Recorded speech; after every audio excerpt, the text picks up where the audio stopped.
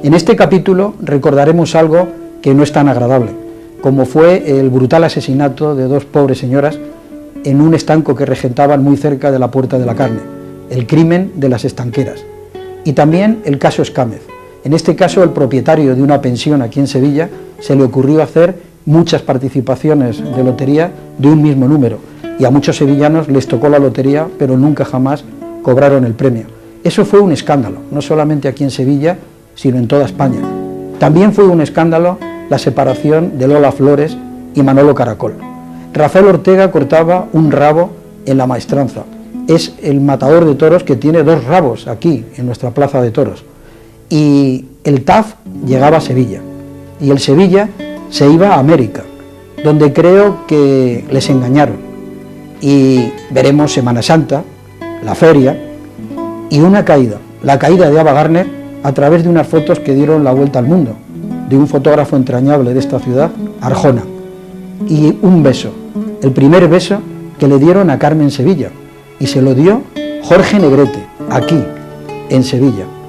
Pero en aquella época lo que más recordamos los niños fue la leche en polvo y el queso americano.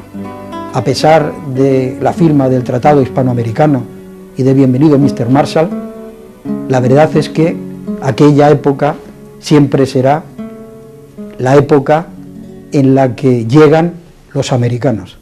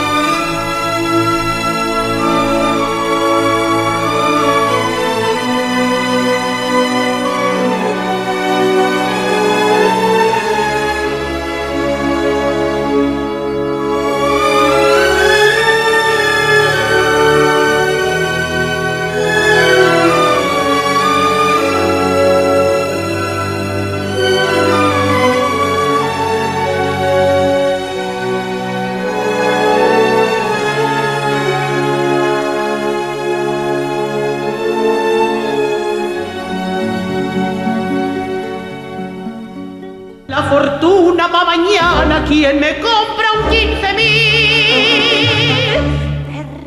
A nosotros nos extrañó muchísimo que hubiera tantos agraciados, porque haciendo una operación puramente matemática, estábamos viendo que aquello no coincidía, y fue lo que nos puso sobre aviso. Son de doña Manolita. La detención se produjo el día 31 de diciembre a la hora de las uvas, en su domicilio en la calle Carlos Cañal, donde tenía una pensión. Nos lo llevamos a la brigada para proceder al interrogatorio de rigor, y claro, ocurrió una anécdota muy simpática, y es que yo le hice la observación, pero vamos a ver, don Miguel, con la experiencia que usted tiene, ¿cómo se le ha ocurrido hacer esto? Y me contestó, dice, pero hombre, ¿usted cree que un número tan feo como es 2704? Yo pensé que eso no entraba ni en el bombo. Hicimos numerosísimas investigaciones para localizar, porque ya muchos premios se habían pagado en las administraciones, hasta que se acabó el dinero. Incluso algunos lo tenían depositado ya en los bancos. Y nombraron como juez especial al magistrado don Aurelio Valenzuela, un hombre muy capacitado, que fue el que llevó toda la instrucción del sumario adelante. Y claro, este hombre al final fue ingresado en la cárcel, como era lógico. Y tengo entendido que murió en la cárcel, porque la condena era una cantidad de estafas enormes que se le fueron acumulando.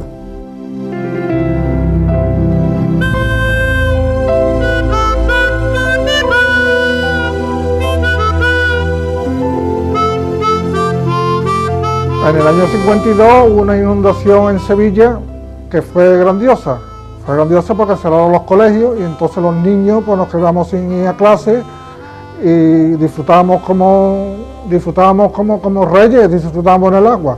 Claro, era la Vega del Guadalquivir, todo lo que es los Remedios y Triana y todo eso. Claro, para las personas mayores era un problema porque se les negaban las casas, todo Triana, la calle Pureza, todo lo que era Chapina, el barrio León y todos los remedios antiguos nuestros, toda la huerta se anegaba de agua y entonces para las personas mayores era un problema, pero para nosotros era divertidísimo, nos dedicamos a hacer barquitas. Yo recuerdo que en cierta ocasión un amigo mío, un tal Pititi, se reunió con otro, ya era mayor que nosotros, hicieron en una bañera de estas convencionales que había antiguamente, hicieron una bañerita y le pusieron 2 remos con 2 palas que hicieron y llegaron nadando, vamos, navegando por el río hasta que llegaron hasta allí, hasta la Corta. Allí en la Corta lo pudimos rescatar los padres lo pudieron rescatar y toda esa gente. Vamos, que era maravilloso. Para nosotros, además, era el verdadero disfrute del río Guadalquivir, ¿no? No como está hoy en día, que lo tienen todo hecho polvo. Nosotros, yo me acuerdo que con mi hermana, que nos hemos criado allí en Lafiste, donde está Carrero Blanco hoy en día. Lafiste estaba donde está el puente hoy de Carrero Blanco. Allí existía Lafiste, que era una cantera de piedras minerales, y había una playita que lo llamaban la playita de las Margaritas, que íbamos a coger coquinas del río, que eran como los mejillones estos, que como nosotros, pero el doble más grande, claro, y lo asábamos todo allí. Con barca iba mi madre, iba con barca a comprar a la calle Pureza, porque claro, se arriaba todo Triana, todo lo que era Chapina, todo eso, nada más que existía el barrio antiguo de los Remedios, la escuela industrial y nosotros. El único enlace que había con el centro era el puente de San Telmo, que hacía 30 o 40 años que lo habían hecho, era todavía de tabla, y todo aquello pues era agua, y todo eso sucedía continuamente, vamos, arriadas continuas, nada más que llovía un poquito, pues salía el agua por las alcantarillas, como los vasos comunicantes, vuelvo a repetir, y todo aquello se anegaba. Soy uno de los sacerdotes, mejor dicho, de los 850 sacerdotes que recibimos la ordenación sacerdotal el día 31 de mayo del año 1952. Y llega a Barcelona el tren en el que viaja Monseñor Federico Tedeschini, cardenal legado de su santidad, que va a inaugurar el 35 Congreso Eucarístico Internacional. En el Congreso Eucarístico de Barcelona hay que distinguir, en primer lugar, los personajes. Y los personajes fundamentalmente fueron los siguientes. El legado apostólico, que fue el cardenal Tedeschini. Y respecto del nombramiento del cardenal Tedeschini, hubo sus más y sus menos. Porque Tedeschini era nuncio en Madrid en el 36.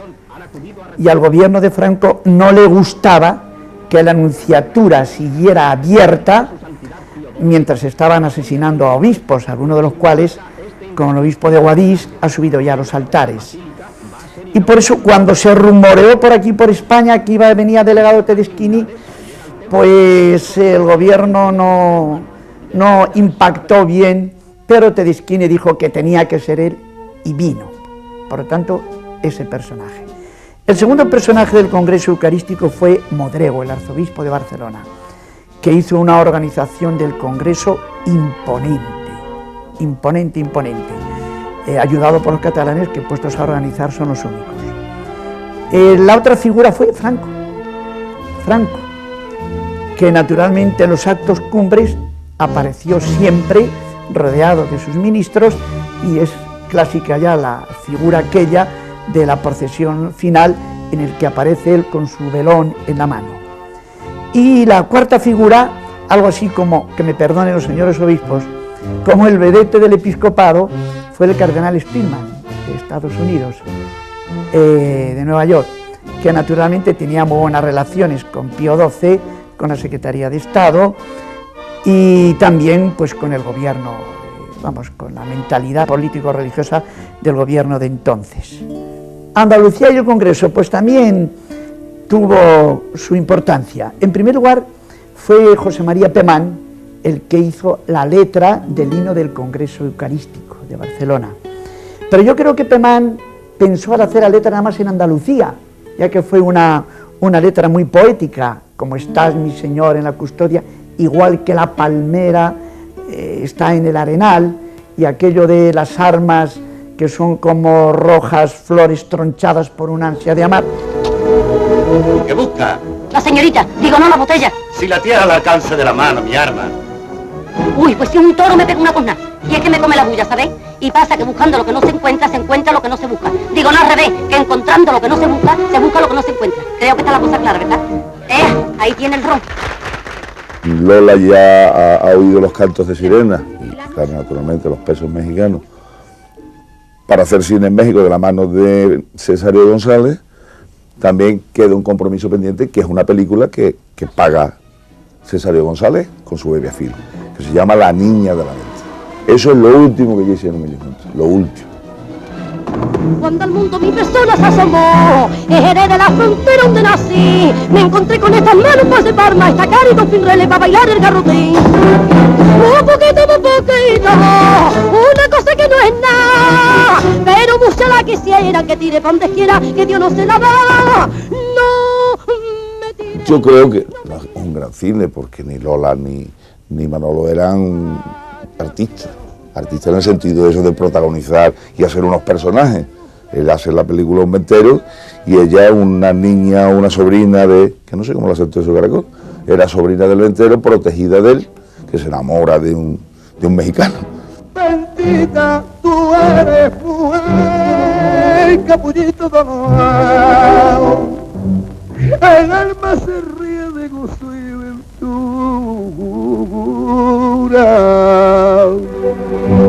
que ya mi amargura, por fin se va a acabar.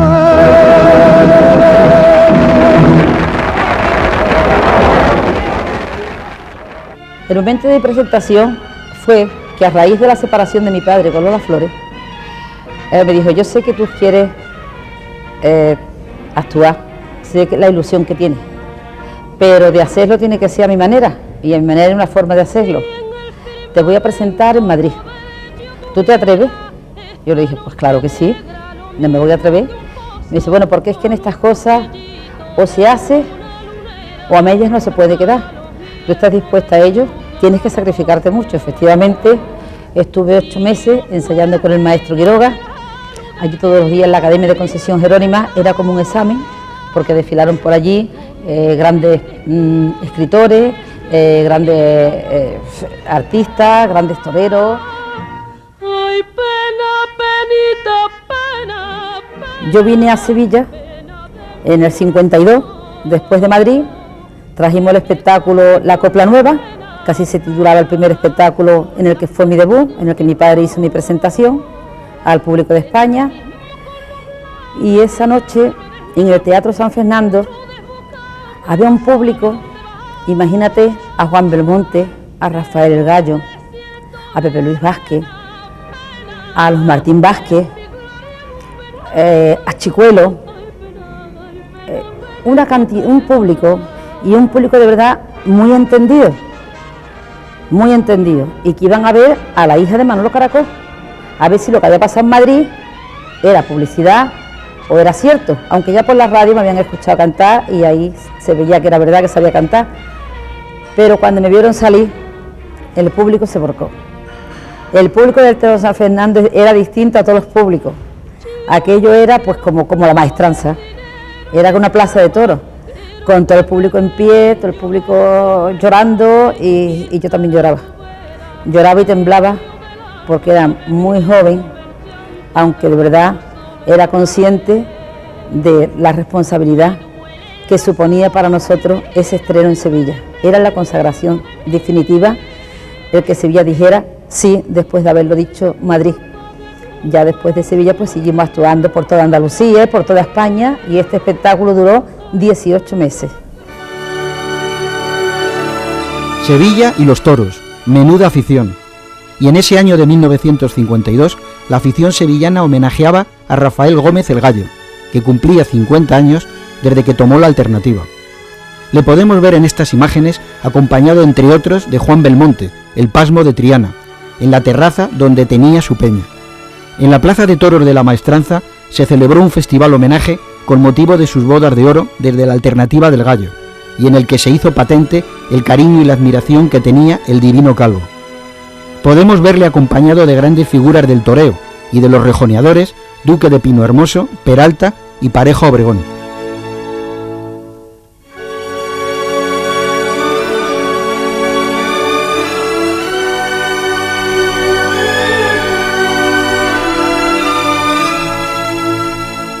Y dígame, ¿se cortó la coleta o ya en esa época se llevaba postiza? No, ya no se llevaba coleta. Y dígame, ¿cuántos años estuvo de matador? 45 años. 45 años. En ese tiempo conocería usted mucha generación de toreros, ¿no es así? Muchas. ¿Cuántos? 5 generaciones del toreo. ¿Puede decirnos algunos nombres? Pues tenemos por el principal, el más antiguo, fue el señor Manuel Morcilla, que toreó con Lagartillo Frascuero, toreó yo con él. Después estuvo el padre del Leití, que también toreó con él. Después estuvo el Celo del Marinero, que también toreó con él. Y después con Masantini, y después de ahí para abajo todo. Y en tantas corridas y en tanto tiempo, ¿cuántas cogidas tuvo? 14. No te sorprenda como desmandado por tu hacienda y tu apellido se te guarda de Dios, y un clavel en tu vestido llamaría la atención, en tus ojos se adivina la locura de...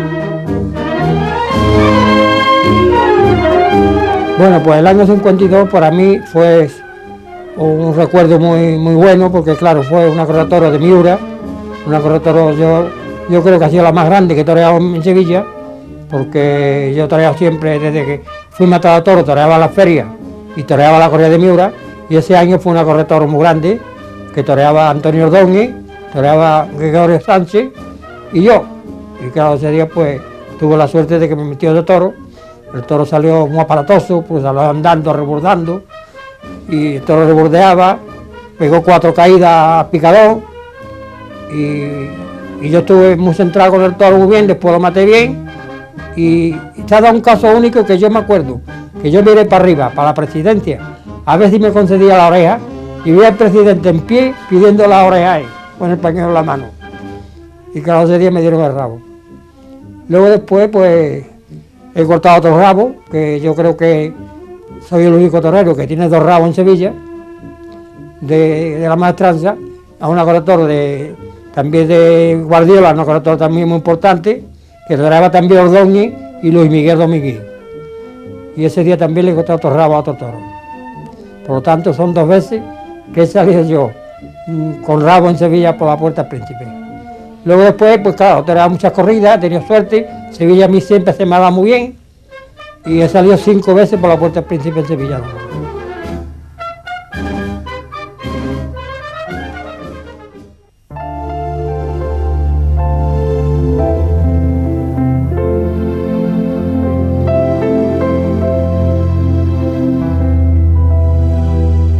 Hasta 1952 todos los servicios ferroviarios de Andalucía se cubrían con locomotoras de vapor. Es en aquellas fechas cuando se incorpora a la red andaluza un nuevo tren, el TAF. Era un automotor que incorporaba el aire acondicionado y la comida en los propios asientos. Esto supuso para los viajeros el primer gran cambio en la forma de viajar.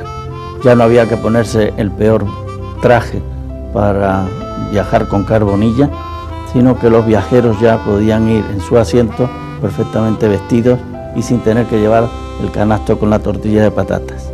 El TAF introdujo también los viajes de media jornada, ya que su velocidad le permitía cubrir en este tiempo las relaciones entre Madrid y Sevilla y Madrid-Málaga. Posteriormente, estos trenes pasaron a cubrir las relaciones de Andalucía. Pero en cuanto a las locomotoras de vapor, estas también fueron siendo sustituidas por locomotoras diésel, y estas locomotoras diésel de origen americano también se estrenaron en Andalucía. Aquí, en Sevilla, tuvieron su primera base. Estas locomotoras llevaban los expresos y los trenes rápidos diurnos. En aquel entonces, un viaje de Madrid a Sevilla duraba 12 horas y el billete más barato podía ser en tercera clase por un importe de 130 pesetas. El año 1952 es el año en que ve la luz un libro fundamental en la bibliografía andaluza, Andalucía en el fiel, de José María Osuna. José María Osuna era un hombre bueno, en el buen sentido de la palabra, como diría don Antonio Machado, un hombre extravertido, cordial, efusivo, que además tenía una devoción extraordinaria a todo el tema andaluz. Así creó una especie de teoría del andalucismo, el andalucismo sentimental me refiero, el andalucismo del corazón, y lo dio a conocer en un libro pequeño, breve, no tiene más de 30 páginas. Entonces, esto no quiere decir que al enfrentarse al tópico, renunciara a la imagen de las identidades características de Andalucía. Yo recuerdo que trata de Juan Belmonte, del sentido trágico de la vida, del sentido mágico que Andalucía tiene, del rocío, del sonido hondo de la seguirilla. Entonces, la verdad es que pasó casi inadvertido, como solía ocurrir con los libros y como ha solido ocurrir también a lo largo de toda la historia. No sé por qué rara coincidencia, Angélica y yo nos hallamos de pronto sobre la manta de mi balcón. No sé tampoco dónde se encontrarían los demás. La noche estaba resultando demasiado histórica para que se ocupasen de nosotros. Una de las veces, al deslizarme hacia el suelo del balcón, mi mano rozó la de Angélica, y en aquel momento lo histórico de la noche pasó a un segundo término muy lejano. Angélica, ¿qué? Tú me quieres, ¿verdad? Pues claro que sí, pero ¿para siempre? Para siempre, para siempre. Júramelo, te lo juro. ¿Por quién? Por la Virgen del Valle. Ven. Y vino, y aquella noche terminó mi niñez. Los años irreparables, un libro que escribí, es mi primer libro de prosa, o en prosa, en que escribí a los 30 años, y son las memorias de mi infancia, o sea, de los primeros recuerdos que tengo, y termina el 18 de julio de 1936. El libro naturalmente fue muy censurado. Apareció la segunda, es del 52, y la segunda edición apareció en la biblioteca de bolsillo de la Universidad de Sevilla. Ahora, las mayores cosas, o sea, las críticas más fuertes, se les pasó a la censura, puesto que ellos nos enseñaron a nosotros, a mi generación, a escribir entre líneas, y entre líneas ellos no sabían leer.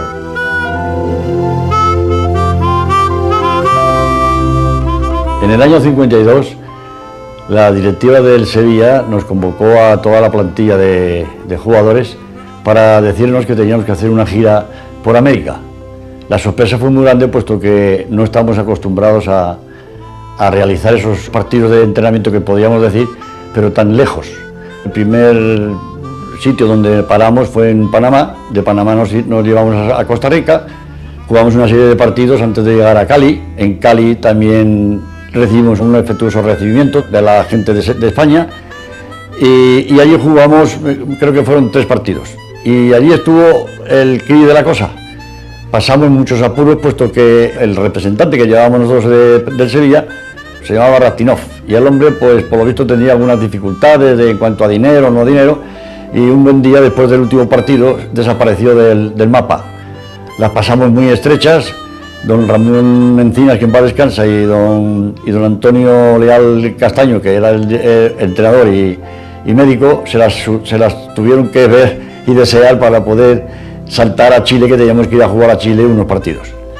Se arregló la cosa, no sé cómo se las arreglarían, pero al final fuimos a Chile, el recibimiento también fue apoteósico, hicimos unos partidos tremendos, jugamos 4 partidos creo que fueron allí, y la verdad, pasamos un tiempo extraordinario, a pesar de que fue muy largo. Luego yo creo que ahora, en estos momentos, se puede decir y se puede uno recordar todo lo que pasamos entonces, pero que ahora lo recordamos con alegría, y entonces lo pasamos con mucho miedo. El caso de la estanquera tuvo una gran resonancia social, no solamente en Sevilla, sino en toda Andalucía, ya que fue un delito de unas características muy especiales por su sadismo y además porque aquello fue un asunto muy macabro. A nosotros nos avisaron los vecinos de que hacían 3 días que las estanqueras no abrían el estanco, ni se les veía por allí, lo cual hacía sospechar que algo podría haberle ocurrido, ya que eran 2 señoras muy mayores y vivían solas en la casa. Requerimos el correspondiente mandamiento judicial para entrar en la casa, tuvimos que forzar la puerta y allí nos encontramos un cuadro dantesco. Estas pobres señoras en el suelo, en actitud de haber estado defendiendo sus vidas hasta el último instante. Y además, no solo eso, sino que como ya llevaba 3 días que habían fallecido, y así eran unos días de estos de calor en Sevilla, no el calor como decimos, sino la calor, cuando ya queremos definir que el calor es fortísimo. Pues allí no se podía entrar, del olor que había, puesto que ya estaban en estado de descomposición. Y comprobamos que una de ellas tenía 14 puñaladas, inferidas con un cuchillo de cocina. Y que tenía los dedos, la parte de la yema, de la falange, pues tenían cortadas las yemas como consecuencia de haberse asido a los cuchillos para evitar que la apuñalaran. Hasta tal punto que cuando fuimos a sacarle las huellas las necrodactilares, yo tenía que unir los 2 bordes de la herida para que mi compañero le metiera el taco y poder sacar la huella. Ya mi misión allí terminó, por cuanto el caso se lo dieron a otro compañero de la Puerta de la Carne, que fue el que lo investigó y llevó todo el trabajo hasta el final de la detención de los individuos y la instrucción del atestado correspondiente para ponerlo a disposición del juez. El crimen de las estanqueras. El caso. Se llegó a decir que el Tarta no fue el que cometió el crimen. ¿Posible error judicial? En 1952 se terminaba al fin con la cartilla de racionamiento, y a pesar de los problemas que había en Latinoamérica, el Sevilla y Lola Flores se fueron para allá. Por lo contrario, al año siguiente eran los americanos los que venían para acá. Los del norte, claro. Pero no nos trajeron el plan Marshall, la leche. Eso sí, la leche y el queso americano, que estaba malísimo, por cierto. Pues es la primera vez que se empieza hoy, mire usted, mister, y resulta que son soldados, y que era un momento en que yo creo, vamos, exactamente el régimen de Franco tenía que establecer sus conexiones con el exterior, la posibilidad de entrar en la ONU y, lógicamente, la instauración de las bases. Desde entonces parece que no hemos adelantado mucho, seguimos con las bases. Pero lo más sociológicamente interesante fue que hubo una subida de los precios de las mujeres que se dedicaban a la prostitución y eso realmente pues era bastante tremendo para los que de alguna manera ya empezábamos a chiquear en las casas de genocidio.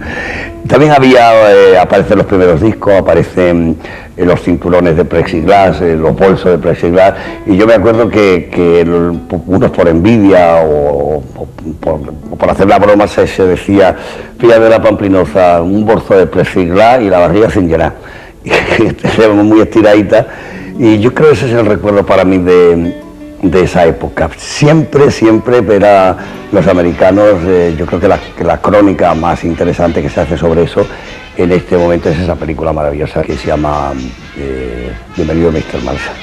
Los yanquis han venido de Salero con mis regalos.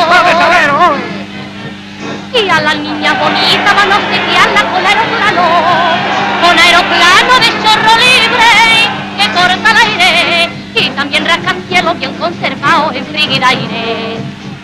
Hubo muchísimos que no creyeron tampoco en la película.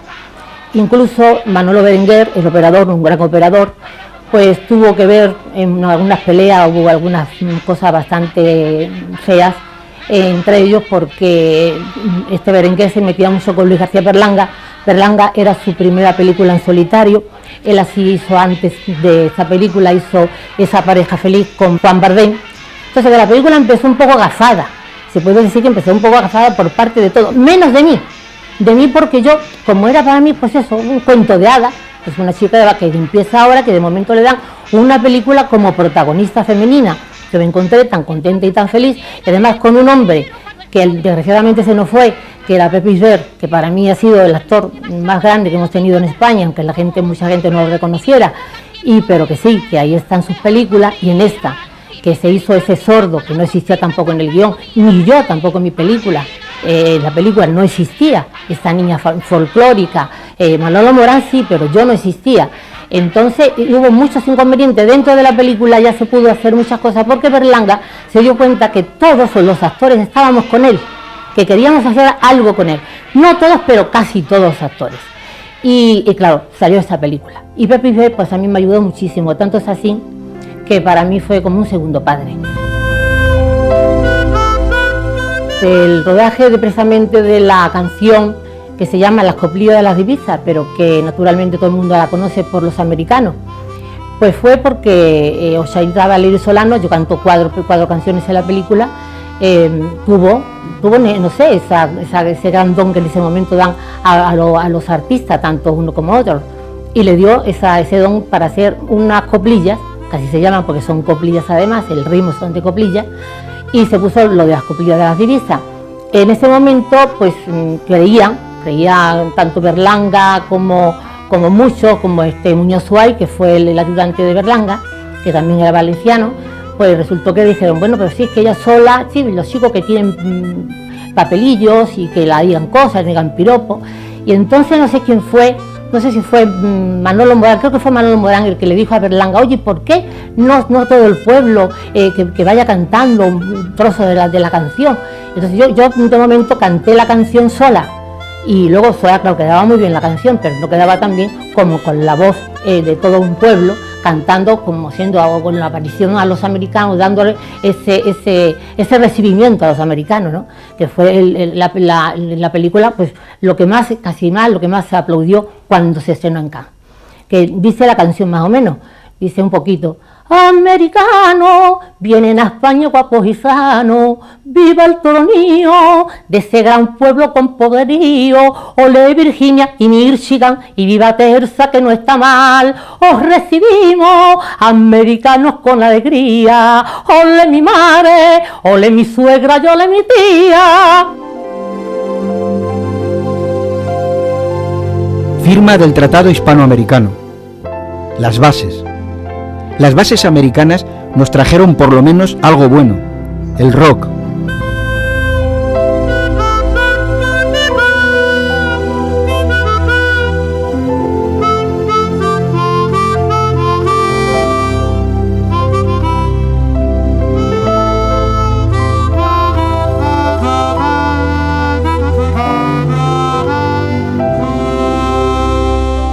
Y en cuanto a la leche americana, a los niños de aquella época nos gustaba comer la leche en polvo con los dedos.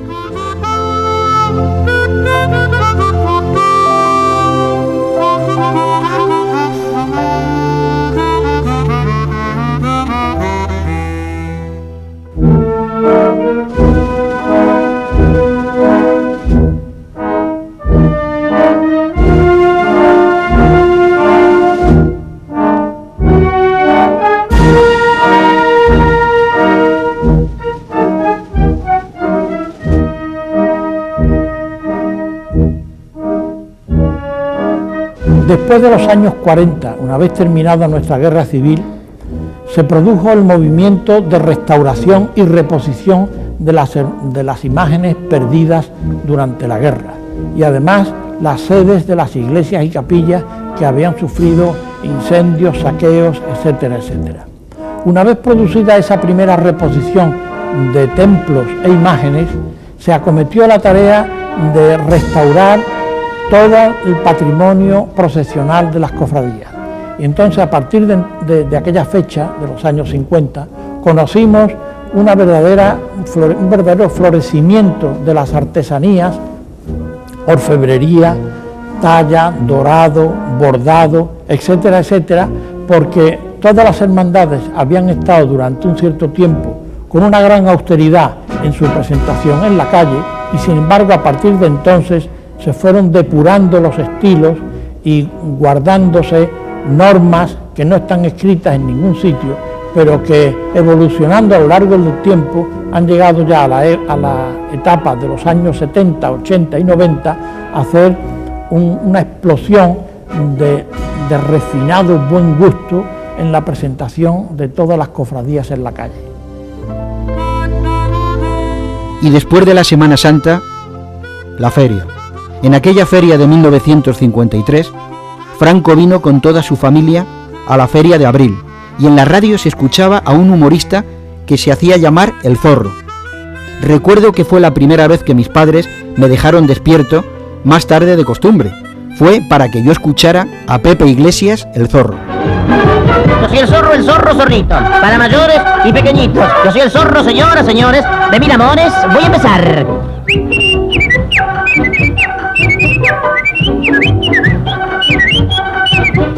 Buenas noches, queridos amigos, y ya los invito a que pasemos violentamente al Hotel La Sola Cama, donde, como ustedes saben, hay bronca toda la semana. Vamos ahora con la historia de España. A ver, señor Gordillo. Servidor, yo no he podido estudiar, don Anselmo. Encima en las montañas viviremos el día que tú aprendas a querer, y así podrás saber lo que es el cielo, viviendo en mi casita de papel. ¡Qué felices seremos los dos! Las consecuencias de las sequías, que fueron duras para la industria y que duraron 15 años, desde el año 42 al año 57, quizás en el domicilio del consumidor doméstico fueron menos dramáticas, porque hay que tener en cuenta que el nivel de electrificación de los hogares andaluces en estos años era muy incipiente. Apenas la bombilla, apenas la plancha eléctrica, era todo el equipamiento que disponían en aquel momento los andaluces. Yo recuerdo una anécdota de oírselo a mi madre o a mi abuela, de decirme: niño, dale al interruptor a ver si ha venido la luz, porque la luz no estaba permanentemente como hoy está, sino que la luz venía precisamente por las restricciones. Y recuerdo darle al interruptor y cómo la bombilla comenzaba a ponerse incipientemente roja, hasta que con su parpadeo y con su calidad de vela casi, pues empezaba a iluminar la habitación y empezaba pues a quitar la penumbra de la noche. Parece que fue ayer cuando salía de la fábrica de la SEAT en Barcelona el primer 1400. ¿Cuántos andaluces, cuántos sevillanos trabajaron en esa fábrica, levantando Cataluña? Yo recuerdo aquel coche como los taxis de una época.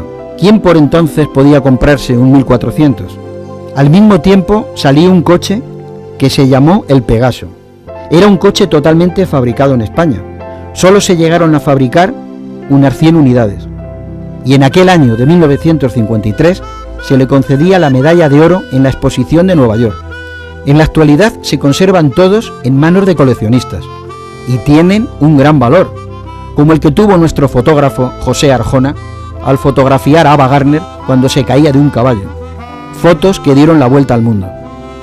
Ella la interés que tenía es que ya se había hablado de la cosa de ir a la casa de Peralta y quería ir a rejonear. La cosa tenía una idea de queriendo que sería más fácil. Total, se proyectó la cosa de ir, ella solamente exigió que no hubiera ningún fotógrafo nada más que yo, porque ya que éramos amigos tanto de ella como de Peralta, ¿no? Y por lo tanto se realizó la cuestión del rejoneo, empezó a pegar su pinito allí, a Ángel le dijo cómo había que hacerlo y demás. Y en una de las pasadas, me acuerdo yo que antes que empezara a rejonear, recuerdo que se acabó hasta el carrete. Esto es una de las cosas que recuerdo perfectamente. Y esperaron inclusive que pusiera yo otro rollo en la cámara. Y ahí vino ya la cosa, se subió a caballo, empezó a darle vuelta a la becerra y en una de esas le tiró demasiado, porque entonces no, la muchacha sabía montar caballo pero no sabía rejonar, como es lógico. Ella le tiró más de la boca al caballo, que el caballo se levantó un poco de eso y cayó. Con la cosa de que cayó con la cara de en el suelo, se hizo un hematoma grandísimo. Y al cabo ya del mes, al mes siguiente, o sea, pues viendo la cantidad de cosas que mandaba, de telegramas y cosas, pidiéndome los reportajes, le mandé un cable yo a Lima, a Ángel Peralta, y el cual me contestó que, en fin, que no le gustaba, pero que podía publicarlo ya. Silvana Mangano. Fue un suceso en aquel momento, con su interpretación del Bayón de Ana. Tengo ganas de bailar el nuevo compás. Dicen todos cuando me ven pasar. Me voy para bailar el Bayón. Tengo ganas de bailar el nuevo compás. Dicen todos cuando me ven pasar. Volviendo a verla ahora, podemos comprender el gran éxito que tuvo. El Bayón. Como el que comenzaba a tener en esos momentos Carmen Sevilla, que me contó que fue aquí en Sevilla donde le dieron su primer beso, y fue Jorge Negrete.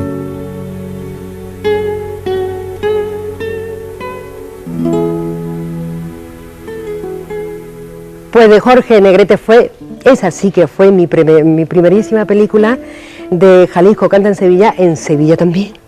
Hacía una mocita sevillana, de hija de un dueño de un cortijo precioso de Sevilla, que venían los mexicanos a trabajar, y yo me enamoraba del charro, figúrate tú yo.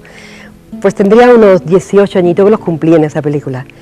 Y me acuerdo mucho también, fue mi primer beso también en Jalisco Canta en Sevilla, que me dio ese hombretón maravilloso con esos bigotes, y yo casi me desmayo. Y tengo recuerdos imborrables, de ellos como de Luis Mariano, que para descanse, y de Jorge Negrete, también que para descanse, pero aquí estoy yo vivita y coleando y contando lo que me pasó. En aquellos años 50 se produce lo que se llamó en el carlismo el movimiento de colaboracionismo. ¿Qué era esto? El colaboracionismo era ni más ni menos que unos cuantos carlistas que pretendían acercarse al régimen de Franco con una torpeza y una falta de visión evidente, porque pensar que Franco iba a cambiar de pensamiento era tonto e inútil. Su línea ya se veía de cuál era, la de irse hacia don Juan Carlos.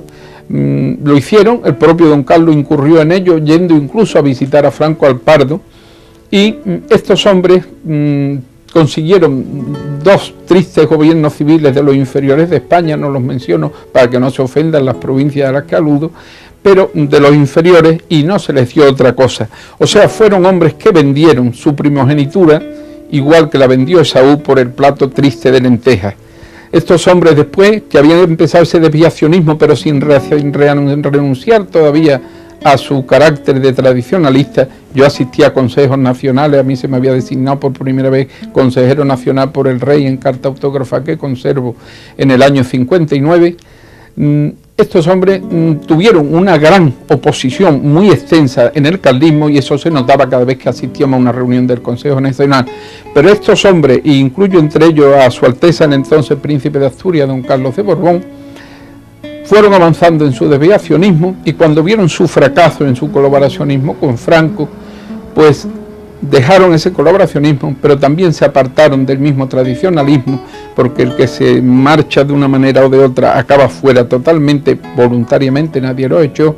Don Carlos se fue a ese llamado y falso carlismo con socialismo autogestionario, otro cuyo nombre, por respeto a lo que significó heroicamente incluso en el carlismo, que había sido verdaderamente sacrificado y heroico, sin embargo acabó también fuera del carlismo y dio una pena terrible a todos los que lo vimos, haciendo guardia alrededor del cadáver de Franco, hasta el extremo que un carlista andaluz ya muy antiguo, cuando lo vio, rompió a llorar.